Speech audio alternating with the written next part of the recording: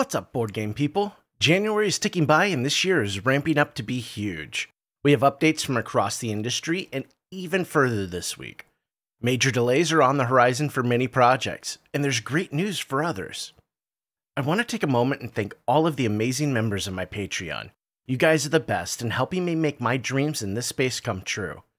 If anyone is interested in helping out, please take a moment to check out the Patreon page and what all I'm offering to my supporters. Any amount helps. Also, before I begin this week's news video, I feel it necessary to take a moment and remind everyone of a few things.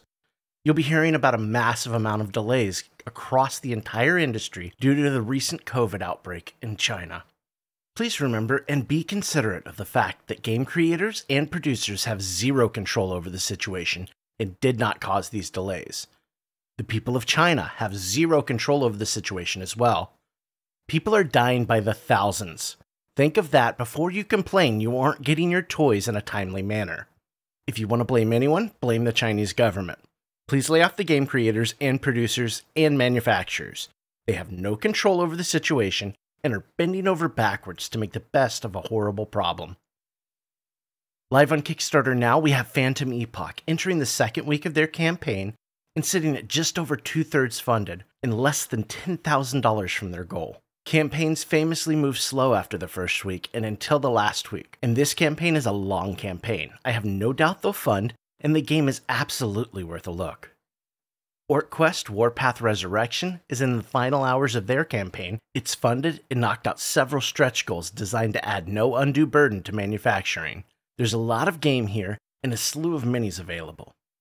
Coming soon to crowdfunding, this week I'll be keeping an eye on Marvel United as I believe it's due out. And Once Upon a Line, The Butterfly's Breath, which will be hitting Kickstarter on the 17th. Now let's jump right into our news. Dungeon Crusade has been poring over the final proofs for production, and printing will begin in late January and finish mid-March. Several new videos have been added to the Groovis Games channel for your information and enjoyment, including a few videos showing close-ups of the production proofs.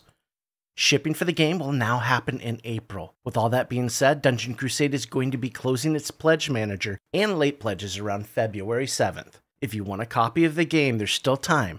Check out the link in the video description. Terraforming Mars is potentially getting a TV show or a feature film in the future. Cobalt Knights, a studio formed to develop a slate of TV and film projects based off video games, board games, comics, and short stories, has acquired the rights for the hit board game. It should be interesting to see where this leads. Shipping is complete for Dice Throne Santa vs. Krampus Wave 1 and 2. They have a final straggler wave for people who are just now finishing their PM for whatever reasons. If you've not received your tracking and believe you should have, you need to contact them. Pot's Peace, Oathsworn. It's a new year, and while winter is coming, so is the closing of the Pledge Manager. Double the watch as they'd like you to have your Pledge Managers completed by February 3rd. The PM may stay open for a few more weeks or months, but they're trying to lock in production numbers. Around 130 pledges were placed on Apple devices that did not relay emails to Kickstarter. You'll need to contact Shadowborn Games if you've not received a Pledge Manager email to get this corrected. Things in the update and production side are moving along as planned. Miniature production has already started and the proofs of the print materials are being double-checked and approved. They're warning that COVID could throw a wrench into production plans, and they'll keep us updated. They'll be getting the next batch of premium dice samples soon, and images they've received are looking promising. Destinies Witchwood asks, won't you join them inside in the latest update? Since wrapping the campaign, they've been hard at work designing the remaining scenarios so printing can begin in the coming weeks. They've also been working extensively on art, which is coming along quite nicely judging by the samples they've shared with us. The Pledge Manager for the project is on the horizon, opening around the end of the month. 3 new exit game mystery boxes are headed to shelves in 2023. The Professor's Riddle will see you unraveling a left-behind mystery of a recently deceased archaeology professor. Jungle of Riddles is tuned more for the kids and family, where you'll seek out 9 treasure chests guarded by jungle animals. And finally, this year's yearly advent calendar will be titled The Silent Storm. Previously announced, they're also releasing Exit the Disappearance of Sherlock Holmes sometime later this year. We've been given a giant gaping yawn from the Resident Evil campaign. No, it's not commentary on my channel. It's the latest boss spotlight from their never-ending content from the campaign. Resident Evil, or rather Steamforged Games, will be closing the PM on Friday the 27th of January. Make sure you get that locked in. Yawn is a giant mutated viper who suffers from limited vision but has more than enough tools in his arsenal to take you and your squad back to the dust. This is the first of many deadly boss spotlights to come. The latest from Batman Escape from Arkham Asylum turns eyes to escape plans and techniques and abilities of the individual characters.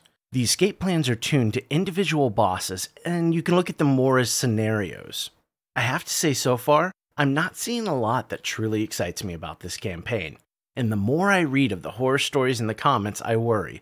Many commenters are from the Harry Potter game, in which many backers have never received their rewards. Night Game's response has been very siloed, saying that the problems belong to another part of the company. No, those problems belong to the entire company and look bad for all of you.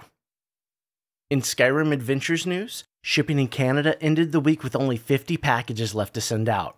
Everywhere else is done. The replacement parts have already begun to ship out for those who had issues. Currently, they're working on French, German, Spanish, Czech, Hungarian, Japanese, and Chinese versions of the game. These languages, except for Chinese, will launch the base game straight to retail, and they'll offer a pre-order for the Legendary Card Pack. They're hopeful the game will be a hit, and then these countries will see the expansions as well. For China, a partner will be running a crowdfunding campaign with the entire line being made available in Chinese. They'll share more details such as timelines when they're available. Marvel Crisis Protocol releases for this week include the Web Warriors Affiliation Pack, Rhino, the Hydra Tank Terrain and Ultimate Encounter Pack, the Hydra Power Station Terrain Pack, and the Turret Terrain Pack. Tanares Adventures is coming. Tanares Adventures is here in the US. The game already has everything in hand and will start shipping next week for the US and Canada. In Australia, shipping will start in 1 to 2 weeks. In Europe, we should start to see the game ship out in 7 to 10 days. In the UK and non-EU countries, Spiral Galaxy has a few games to go out before Tanares, and delivery will start in February. Everywhere else should start seeing their games in February as well. More news and errata coming soon. For the RPG, the new OGL 1.1 fiasco will not affect the delivery of Tanares RPG.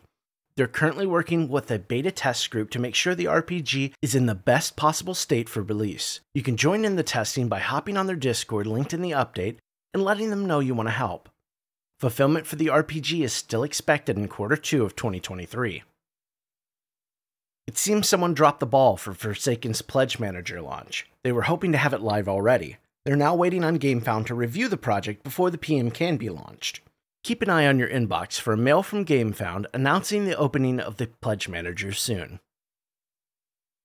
Heroes of the Shire is gearing up for an exciting year, production, and fulfillment. They currently have 95% of files completed with 70% exported to the manufacturer. They're finishing up the rulebook now and it will be on to production.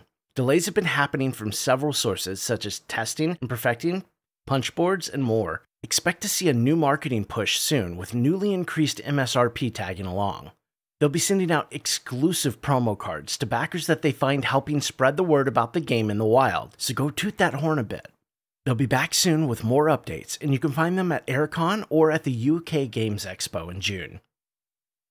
The first update for Warcrow Adventures of 2023 came equipped with brand new artwork. Development is ongoing for the character profiles and narrative missions. Development of the app is coming along as well. The Pledge Manager is still being prepared for Gamefound, and it should be running from mid-February to the end of April, with exact dates coming soon. In the pre-campaign update for Thorgal, they're outlining how players will gain experience. They compare the development of characters throughout each scenario to Death May Die, where all character advancement and development is portrayed through a single play session or scenario. Players gain experience from a multitude of places, and sometimes it will pay to venture off the beaten path of the main plot and take in the scenery a bit. Character development is meant to be an exciting and meaningful choice for players. Zombicide is seeing Gears and Guns releasing at retail this week and running wild. Lucky Duck Games has entered into a distribution agreement with Asmodee USA to provide distribution for retail mass market and e-commerce outlets for the game. This agreement will see Chronicles of Crime landing at Target in spring of 2023, and more likely to follow. Production is complete for League of Dungeoneers. Again, we see China's latest outbreak of COVID rearing its ugly head. Gameland was cut to about half staff level, and freight was not completed before Chinese New Year. So now they're hoping to load it onto ships and get these games on the sea around February 17th. STL files are being sent to backers and pre-order customers for the Idols of Torment campaign. These files are being delivered via My Manufactory, so be on the lookout for an email. The Witcher Old World has posted another massive update, including shipping information and updates to the production schedule. COVID strikes again. Shipping before Chinese New Year was axed due to worker shortages related to COVID outbreaks. English boxes are set for assembly after Chinese New Year and should be ready for external quality control by February 2nd. In late February, Polish versions will enter assembly. Late February to early March, the first batch will be packed into containers and sent to the logistics centers. The second batch will begin assembly in March and April and be shipped in early May.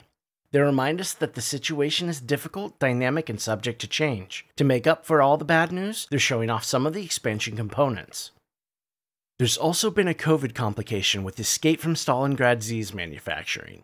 They've received word of another delay due to the factory being hit by cases of COVID. This is coinciding with Chinese New Year, which they hope will stem the tide of COVID a bit. But with this being a major traveling holiday for folks in China, I highly doubt this will be the answer to their problem. I actually expect to see an uptick in COVID delays post-Chinese New Year. So wow, this has been a hell of a week. Let me know if I missed anything or if you'd like to see a game covered. If you haven't already, please consider subscribing to help our channel grow. We would love to have you as part of our community. This week on Patreon, I'm going to have a behind-the-scenes video showing off a giant new tool I'm using for the merch store. And we have a month in review video and many more coming to YouTube. Thanks to everyone watching and commenting. Stay safe, stay healthy, and most of all, be a decent human being.